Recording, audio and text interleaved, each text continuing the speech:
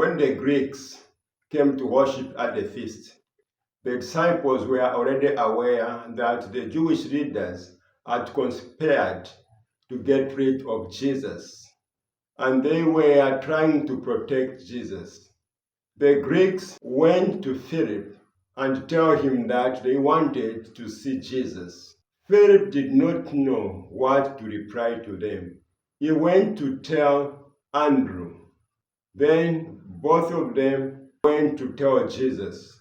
Jesus replied to them, "The hour has come for the Son of Man to be crucified," implying that there was nothing that they could do. No matter how much they tried to protect him, Jesus was going to be crucified. My dear brothers and sisters, even to us, the hour will come to pass away from this world. When that hour comes, no matter how much we try to avoid it, to escape it, we will never escape it. If it comes through sickness, we will go to the good hospitals. We will go to see good doctors. But that hour will still come. The good thing that we should be able to do, my dear brothers and sisters, is to establish good relationship between God and our fellow human beings as a way to prepare ourselves to face that hour. So that when that hour comes, we may say, like what Jesus said, the hour has come for us to be glorified. Not the hour has come for us to die. No, but the hour has come for us to be glorified. Jesus, the reason he used that the hour has come to be glorified, not the hour has come to be crucified, it's because he was aware that on the cross, he would break the power of evil once and for all. He will regain friendship between God and each one of us.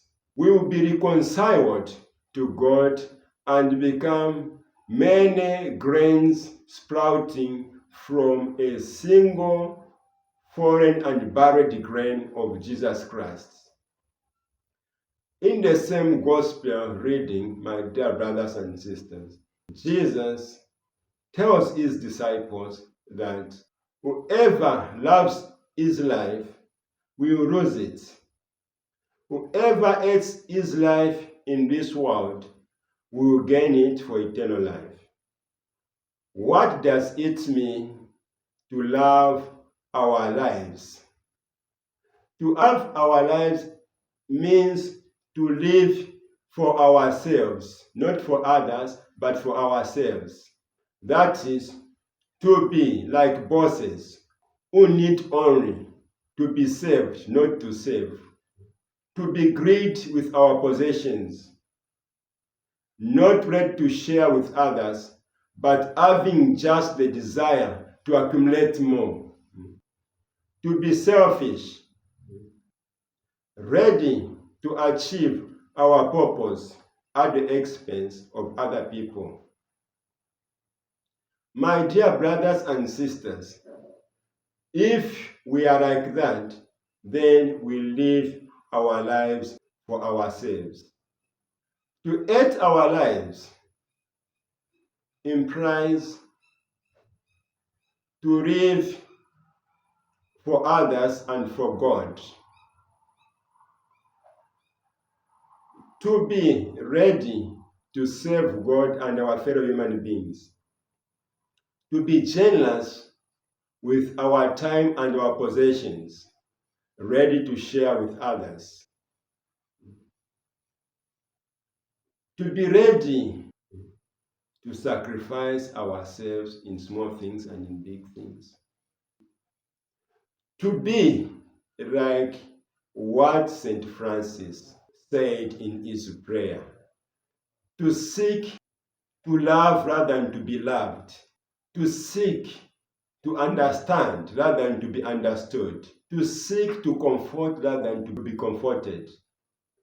My dear brothers and sisters, if we are like that, if we practice all those kind of things, then we live for others and God. Even when time comes for us to leave this world, God, whom we live for, will grant us eternal life. In the last part of the gospel reading, we have heard Jesus was troubled, was filled with sorrow when the hour to be crucified arrived. He was afraid. He pleaded with his Father that he can let that difficult time to pass him by. But God did not rescue him until Jesus set his mind to face the cross. He said, "It is for this purpose that I have come to this hour." My dear brothers and sisters, what Jesus exhibited was real courage. Courage does not mean not to be afraid. Courage simply means to do the right thing when you are afraid. And Jesus did what he ought to do. That's the way we should be as Christians, my dear brothers and sisters. We have to be courageous people. Some of us, we have got our friends whom we know that they are liars, whom we know that they are oppressive to other people. But we fail to confront them. We fear that once we confront them, we will break up our friendship.